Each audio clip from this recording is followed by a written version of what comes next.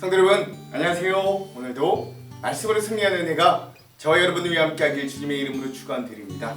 우리 명절 지나고요, 이제 다시 우리 고린도전서 여행 함께 떠나겠습니다. 우리 좀 지났지만 그래도 지난 시간 내용을 한번 다시 기억해 볼게요. 우리 지난 시간까지 고린도전서 1장의 여행을 떠났습니다. 인사말들과 함께 또 우리 이 고린도전서는 여러분, 제가 전에도 설명드렸듯이 말도 많고 탈도 많은 교회였죠. 특별히 4개의 파로 분열이 된 교회였습니다. 그래서 그런 교회에 대한 바울이 책망과 권면의 말을 해주는 거죠. 특별히 바울은 1장의 본문에서 드디어 이 분열되어 있는 고린도 교회에게 4분 오열된 이 고린도 교회에게 십자가의 도를 해결책으로 제시합니다. 먼저 첫 번째 뭘 이야기했냐?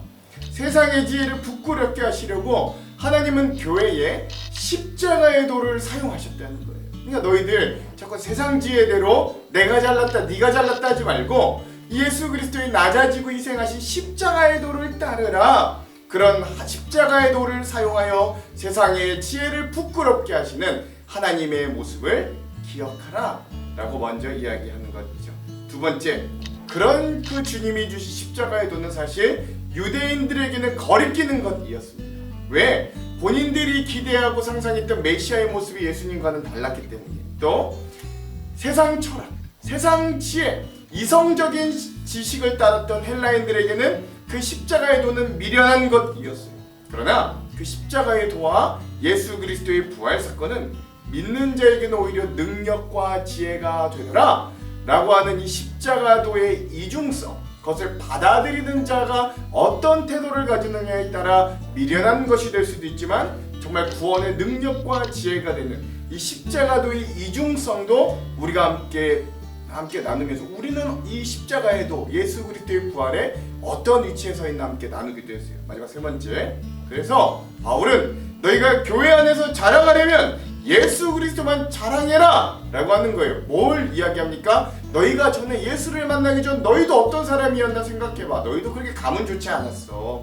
너희도 그렇게 학문이 높지 않았어. 너희도 그렇게 뭐 많이 가지고 부자인 사람도 별로 없었어. 너희도 세상적으로 따져도 그렇게 잘난 사람 없었어. 그러나 예수 그리스도 만나다 구원받은 그리스도인이 된 거야. 그러니 너희들의 예전 모습을 기억하며 그럼에도 불구하고 너희를 붙들어 주시고 구원해 주신 예수 그리스도만 자랑해라 라고 이야기하는 게 이 바울이 1장에서 이 고린도 교회 성도들에게 이야기했던 일들, 그리고 오늘 우리 교회들 역시 고린도 교회만큼 문제 많고 탈 많은 우리 교회들에게 해주시는 메시지다 라고 할 수 있겠습니다.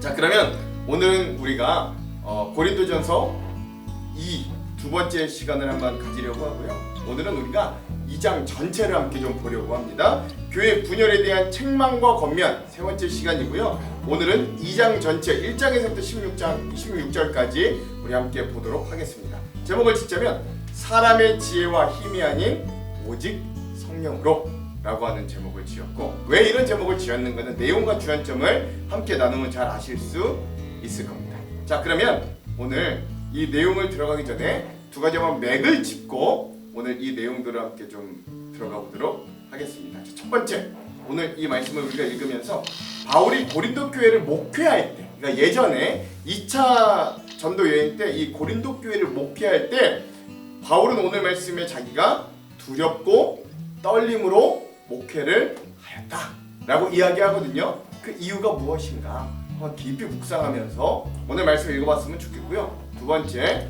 자, 하나님의 비밀스러운 이 구원의 지혜를 하나님이 감춰놓았고 은밀히 했다고 그랬거든요. 그럼에도 불구하고 우리 인간들이 그 감춰놓은 하나님의 비밀을 얻을 수 있는 유일한 방법이 있습니다. 그 무엇인가? 오늘 말씀을 깊이 읽어보면서 함께 그 답들을 찾으면서 말씀을 읽었으면 좋겠습니다. 자, 이런 두 가지 맥을 짚으면서 오늘 내용과 주안점을 함께 들어가 볼게요. 자, 먼저 내용을 봅시다. 오늘 우리 고린도전서 2장의 내용은 지혜와 성령에 대한 내용들입니다. 먼저 바울은 자기가 예전 이 고린도 교회에서 목회했을 때 복음 전도자로, 사역자로 어떤 자세로 목회했는가를 이들에게 이야기해 주는 거예요. 성도 여러분, 나도 여러분에게 가서 하나님의 비밀을 전할 때 웅변술이나 탁월한 지혜를 가지고 전하는 것이 아니었습니다. 그것은 내가 여러분들과 함께 있는 동안에는 예수 그리스도와 그분에게서 십자가에 못 박혔다는 것 이외에 아무것도 알지 않기로 굳게 결심했기 때문입니다. 사실 내가 여러분에게 갔을 때 나는 약하였고 두려웠으며 몹시 떨었습니다.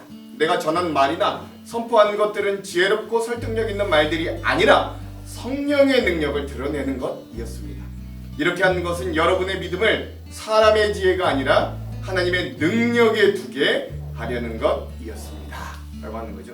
내가 지난번 여러분들과 한 1년 6개월 동안 함께 있으며 그곳에 목회했을 때 나는 세상의 지혜로 아름다운 말로 여러분들에게 목회하려고 하지 않았어요. 나는 오직 예수 그리스도와 그분의 십자가의 도만을 여러분에게 전하려고 했습니다. 그래서 나는 두렵고 떨리는 마음이 컸습니다. 라고 하는 거죠.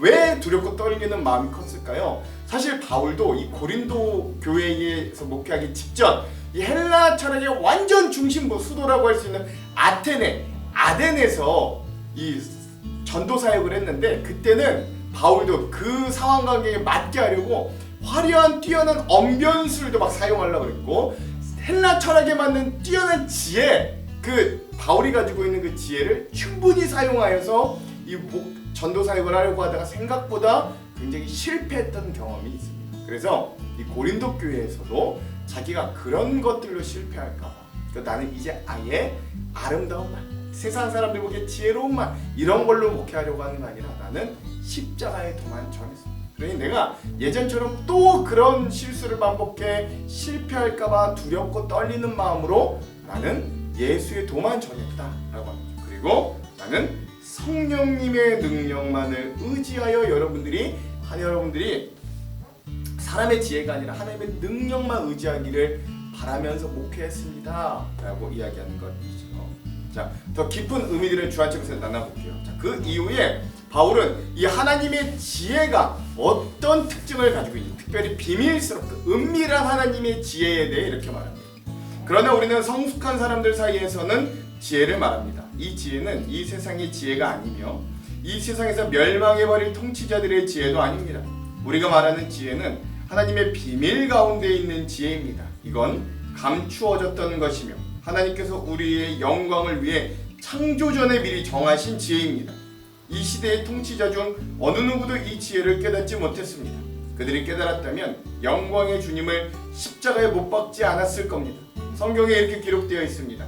하나님께서 자기를 사랑하는 자들을 위해 준비해 두신 것을 눈으로 보지 못하였고 귀로 듣지 못하였으며 마음으로 깨닫지 못하였다 라고 하는 거죠.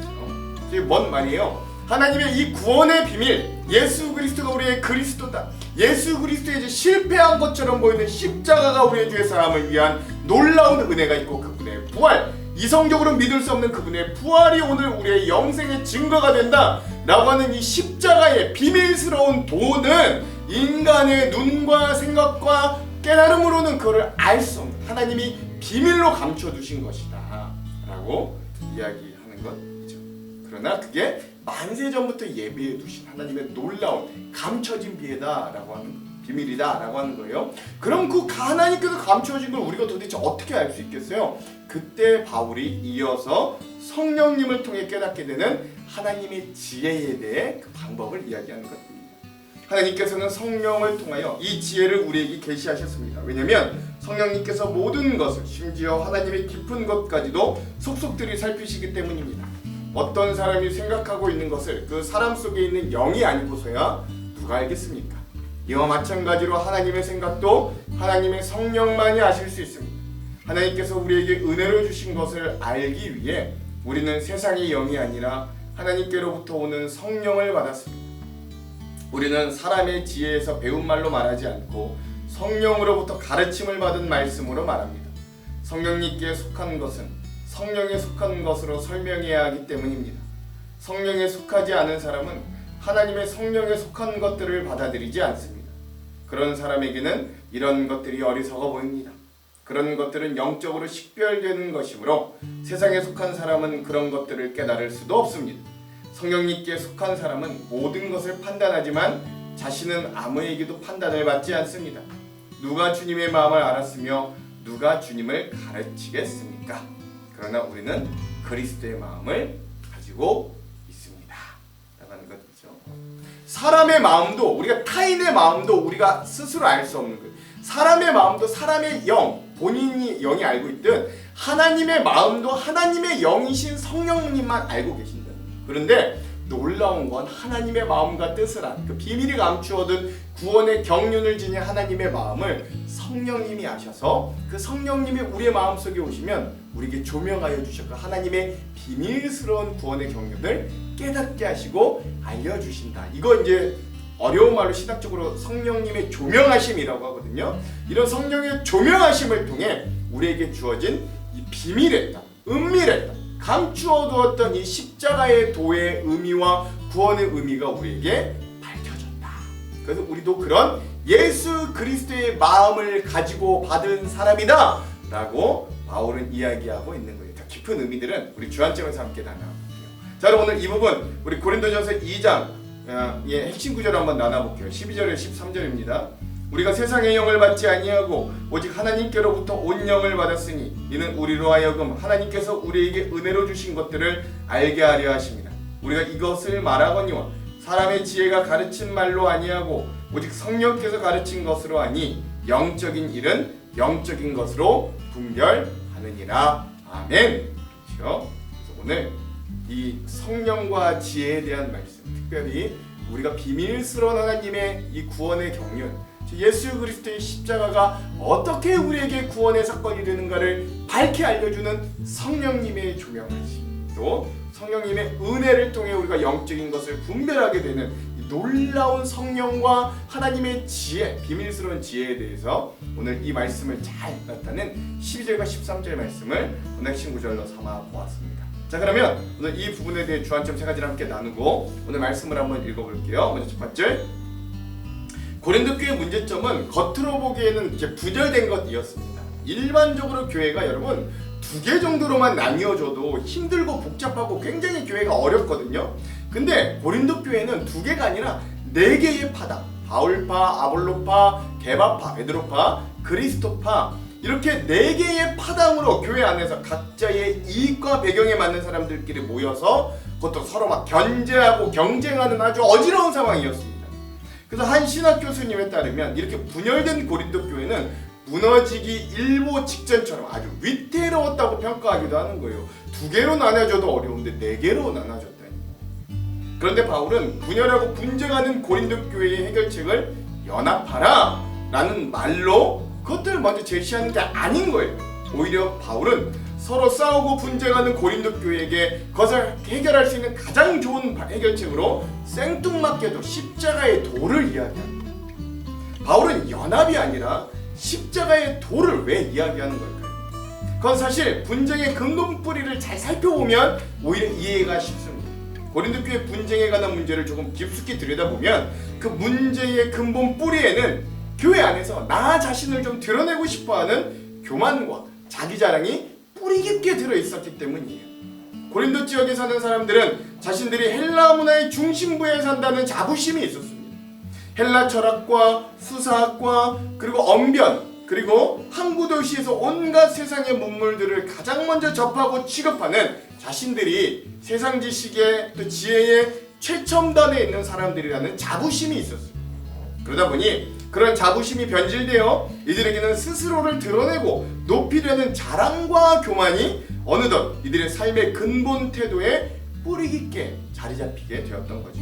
그러므로 바울은 이렇게 교회 구성원들이 여전히 버리지 못하고 있는 자기 자랑과 세상 지식에 대한 교만한 태도가 바로 이들이 교회를 분열시키고 서로 자신이 더 잘났다고 다투게 하는 가장 큰 근본 원인임을 간파했던 겁니다.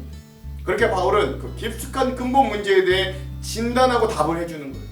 그 답이 바로 지난 1장 고린도 교회에 보내는 편지의 서두에서 말한 십자가의 도, 십자가의 진리, 십자가의 원리를 너희가 회복하라 라고 하는 것이었죠.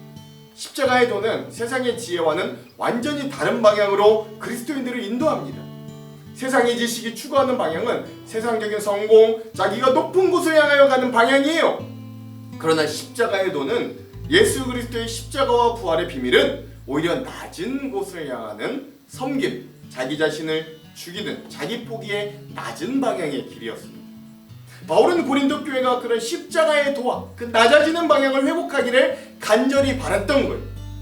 이제 더 이상 자기 자랑을 멈추고 예수 그리스도만 자랑하는 교회가 되기를, 그리고 그들이 서로가 서로를 인정해주고 서로를 높여주는 겸손하고 사랑 많은 교회가 되기를 간절히 바랐습니다. 그리고 난 이후 오늘 본문인 2장에 들어서서 바울은 고린도 교인들에게만 십자가의 도를 적용하라고 하는 것만이 아니라 그 교회를 개척하고 목회했던 바울 자신도 그 십자가의 도를 어떻게 자기 사역에 접목하고 적용하였는가, 이 교회가 어떤 목회 가운데 세워졌는가, 이것들에 대해서 이야기함으로 이들이 이 고린도 교회 안에서 십자가의 도를 다시 기억하고 그 십자가의 도의 자리로 다시 돌아올 것을 이야기했던 거예요. 특별히 바울은 자신이 고린도 교회를 개척하고 바울은 고린도 교회 사역에 임하였던 지난날 이 사람의 말과 지혜로 사역하지 않았다고 합니다. 오직 그리스도 그 십자가만을 증거하기로 작정했음을 지난 그의 2차 전도 여행 중에 한 1년 6개월 동안 그 고린도 교회 목회 사역을 통해 그들에게 기억시켜 주는 것이죠. 그 1절에서 2절이에요. 형제들아, 내가 너희에게 나아가 하나님의 증거를 전할 때 말과 지혜의 아름다운 것으로 아니하였나니 내가 너희 중에서 예수 그리스도와 그가 십자가에 못 박히신 것 외에는 아무것도 알지 아니하기로 작정하였습니다. 아멘. 앞서 말씀드린 대로 이 당시 헬라인들은 철학적인 지혜와 언변이 뛰어났습니다. 그러나 바울 역시 그런 헬라인들에게 결코 지식적으로 뒤지지 않았어요. 그럼에도 불구하고 바울은 그런 세상적인 지혜와 지식을 버리고 온전히 그리스도의 십자가만을 증거하기로 작정했고, 그래서 정말 그 지난 1년 6개월간 고린도 교회에서 그렇게 진실된 복음 사역을 하였습니다. 이처럼 바울이 그리스도의 십자가만을 증거하기로 한 건 주 그리스도 예수를 아는 지식이 세상에서 가장 고상한 지식이라고 본인 스스로 여겼고, 또 고린도 교회로 오기 바로 직전 아테네에서의 사역이 실패했던 그 경험이 크게 작용했기 때문이라고 할 수 있어요. 즉 바울은 고린도와 같은 헬라 지역의 중심부였던 아덴에서 그들을 설득하기 위해 능란한 화술과 철학적인 방법으로 복음을 전파했으나 거기서 오히려 소수의 무리만이 그리스도의 복음을 영접하는, 그러니까 어찌 보면 실패한 전도 사역을 경험하게 되었습니다. 이 많은 학자들도 아테네에서의 이 사역이 실패했다라고 평가해요.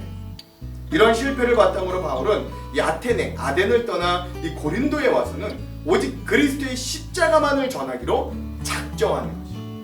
그럼에도 고린도 교회 사역에 임하는 바울의 심리 상태는 두려움에 사로잡혀 있었습니다.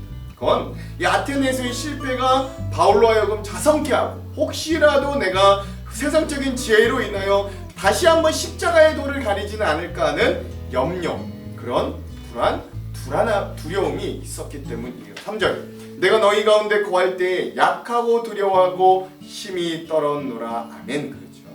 이렇게 바울은 스스로의 연약함을 인정하며 그 가운데 그리스도의 복음을 증거하되 세상의 지혜나 말로 하지 않고 오직 성령의 능력만을 온전히 의지하기로 결단한 겁니다. 4절에서 5절, 내 말과 내 전도함이 설득력 있는 지혜의 말로 하지 아니하고 다만 성령의 나타나심과 능력으로 하여 너희 믿음이 사람의 지혜에 있지 아니하고 다만 하나님의 능력에 있게 하려 하였노라. 아멘.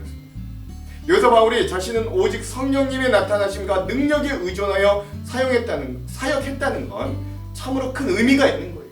고린도 교회에는 성령님을 통한 기적과 열광적인 은사를 기대했던 고린도 교회 열광주의자들이 주로 문제를 일으켰는데, 그들과는 달리 바울은 성령님을 의지함을 통해 어떤 기적, 이적, 은사 이런 걸 말하는 게 아니라 복음과 십자가를 선포하게 하는 능력, 다시 말해 청중들에게 믿음을 불러일으키고 교회를 바로 세우는 사랑의 능력이 그 바울의 설교를 통해 나타나게 되기를 기대했던 거예요.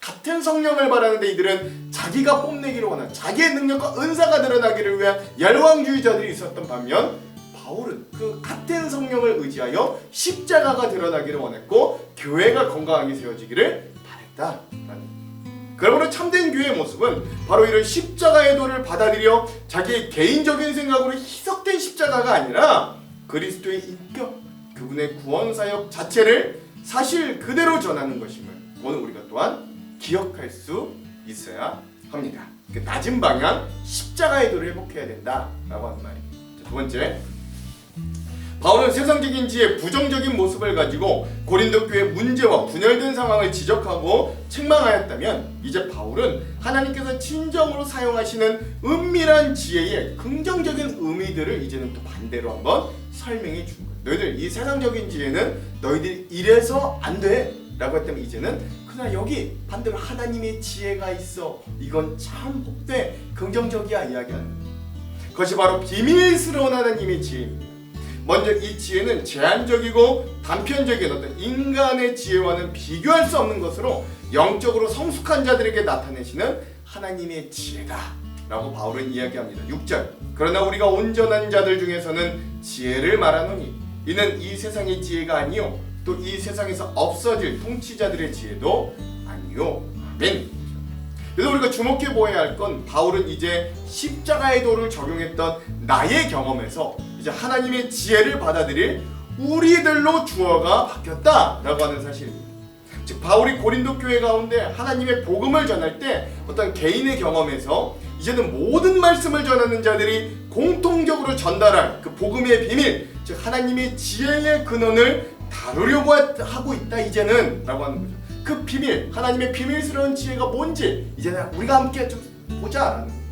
이제 세상 성공만을 이루려는 가짜 지혜 말고 정말로 사람을 살리고 구원에 이르게 하는 진정한 지혜가 무엇인지, 바울이 말하는 비밀스러운 하나님의 지혜는 이런 특징들을 가지고 있어요. 7절에서 8, 9절. 오직 은밀한 가운데 있는 하나님의 지혜를 말하는 것으로서 곧 감추어졌던 것인데 하나님이 우리의 영광을 위하여 만세전에 미리 정하신 것이라. 이 지혜는 이 세대의 통치자들이 한 사람도 알지 못하였나니 만일 알았더라면 영광의 주를 십자가에 못 박지 아니하였으리라. 기록된 바 하나님이 자기를 사랑하는 자들을 위하여 예비하신 모든 것은 눈으로 보지 못하고 귀로 듣지 못하고 사람의 마음으로 생각하지도 못하였다 함과 같으니라. 아멘. 바울은 이제 부정적인 지혜를 대신하여 온전한 믿음의 사람들이 받아들인 긍정적인 진리와 같은 하나님의 지혜의 비밀을 이야기합니다. 여기서 은밀함 가운데 있는 하나님의 지혜라고 하는 말은 만세전부터 하나님이 예비하신 구원의 경륜을 이야기하는 거예요. 즉 예수 그리스도를 통해서 보여주신 하나님의 구원의 계획과 구원의 선물들을 다 포함하는 총체적인 의미로서의 구원의 지혜를 의미하는 거예요. 이로써 단순한 세상적인 지혜를 가지고 자기를 자랑하며 분쟁하는 고린도 교인들의 잘못된 지혜에 대한 이해를 지적하고 오히려 사람을 구원시키는 그 하나님의 은밀한 지혜 속으로 너희가 들어오라 라고 촉구하는 것입니다. 그래서 종합해보면 바울이 나타내고 있는 하나님의 지혜, 은밀한 지혜는 이런 특징들이 있어요. 첫 번째, 이 세상의 지혜와 그 하나님의 비밀스러운 지혜는 성격이 아예 다릅니다. 그 방향, 이 세상 성공은 높은 곳을 향하는 방향이었다면 아까 말씀드렸듯이 이 하나님의 비밀스러운 지혜는 온전한 구원으로 향한 방향, 즉 낮은 곳을 향한 방향이 완전히 달라요. 세상 통치자들, 학자나 변론가를 포함하여 이런 자들의 지혜 역시 모두 다 쓸데없는 건 아닙니다만 세상 지혜는 항상 하나님을 바르게 알거나 사랑하는 일을 거스르는 본질들을 어쩔 수 없이 가지고 있습니다. 하나님은 그분의 지혜를 온 세상에 가득 채우셨지만 우리의 마음속의 죄는 하나님을 거역하는 풍조를 일으켜서 그 모든 지혜를 왜곡하고 변질시킵니다. 그래서 아무리 대단한 사람의 지혜도 이 땅에서 잠시 동안만 이용될 뿐 곧 폐기될 수밖에 없는 거예요. 그러나 하나님의 지혜는 만세전부터 영원까지 우리와 함께하여 주시는 거죠. 자, 두 번째, 하나님의 지혜는 은밀함 가운데 감추어져 있는 지혜입니다. 즉 하나님의 지혜는 완벽하게 하나님께 속한 것으로 우리 인간의 지혜나 연구, 노력과 분석으로는 절대 얻어낼 수 없는 하나님이 감추어 두신 지혜입니다. 아무도 하나님의 지혜를 알지 못했다는 거죠. 이 세대의 통치자들, 최고의 성경학자, 율법학자들, 영적 지도자, 철학자, 변론가 그 누구도 이 하나님의 지혜를 알지 못하였습니다. 사람이 인식하고 사고하는 필수 기관이었던 눈과 귀와 마음, 지성으로는 하나님의 지혜를 절대 알 수도 없었어요. 그러면 도대체 하나님의 사랑을 우리가 어떻게 그리스도와 복음으로 알게 될까요?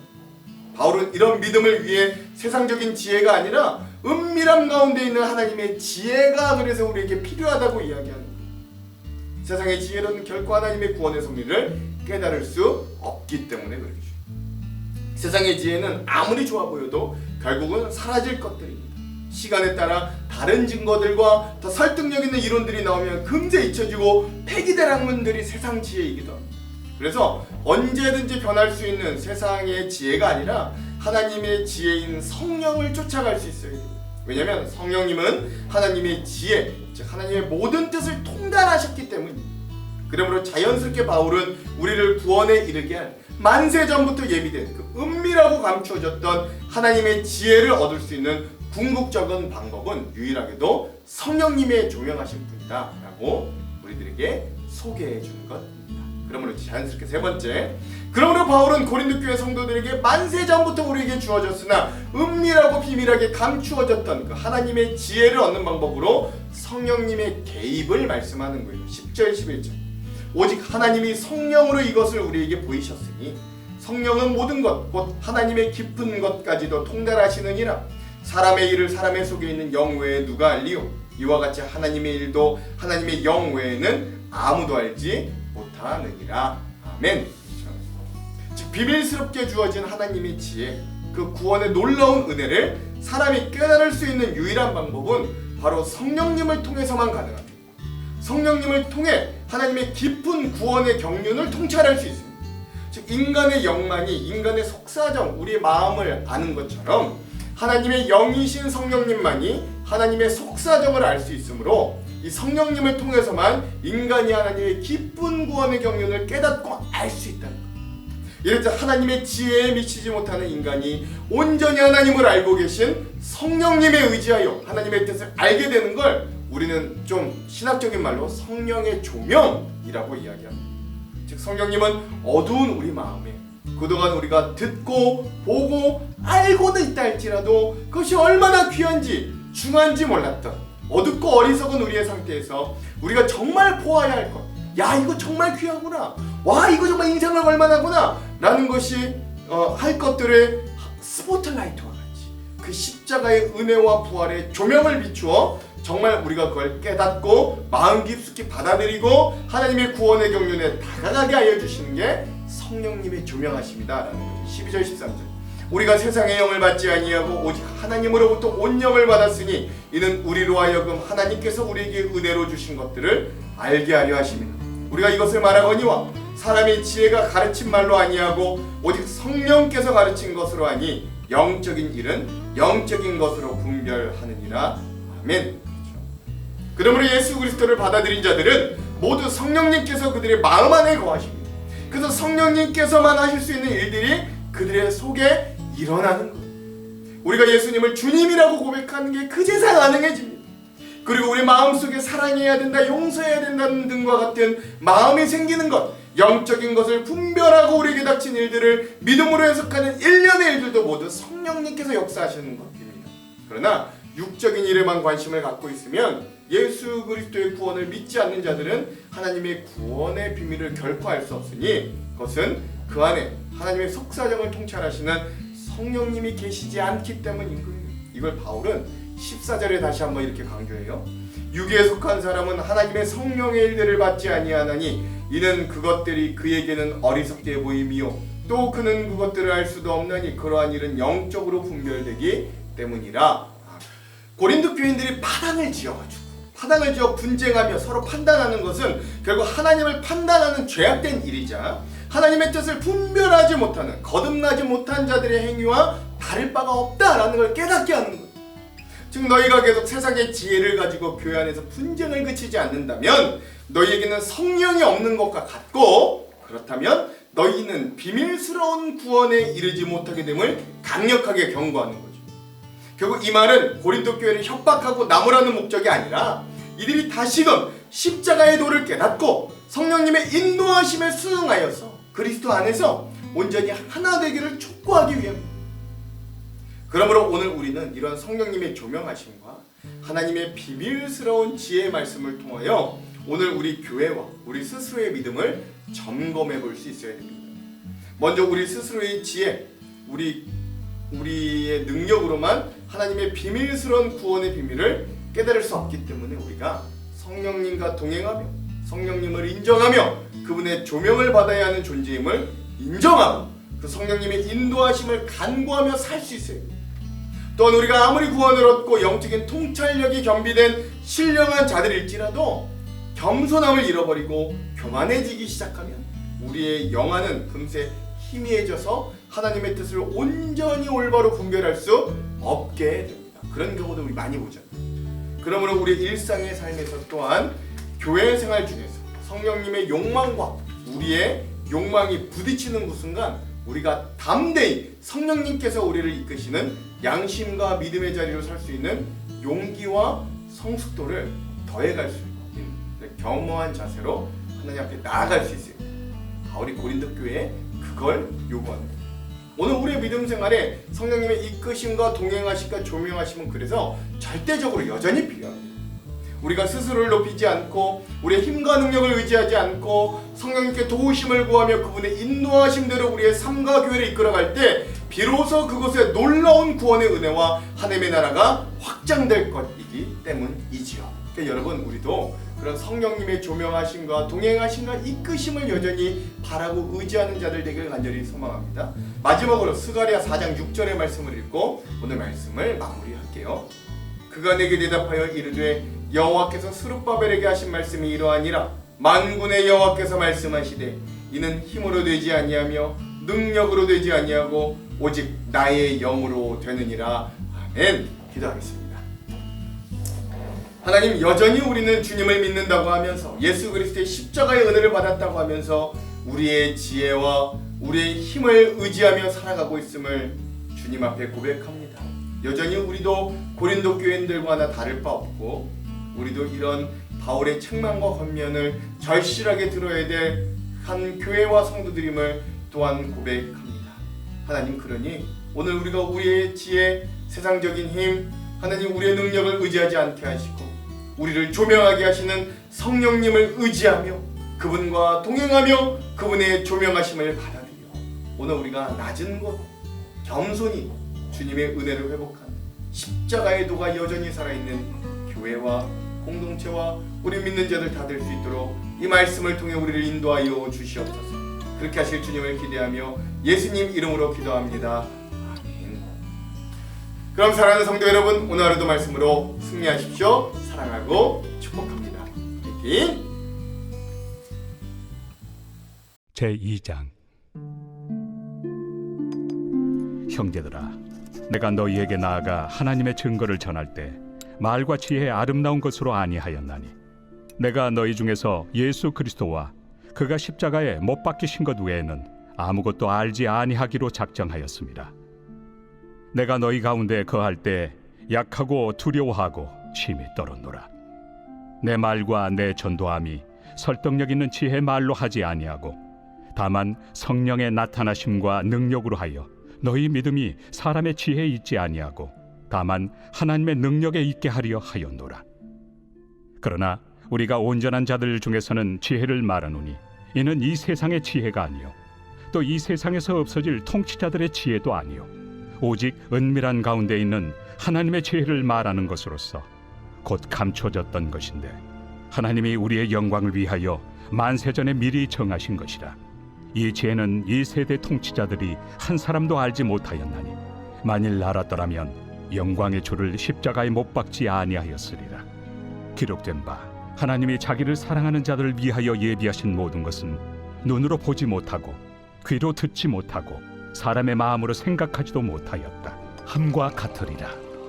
오직 하나님이 성령으로 이것을 우리에게 보이셨으니 성령은 모든 것 곧 하나님의 깊은 것까지도 통달하시느니라.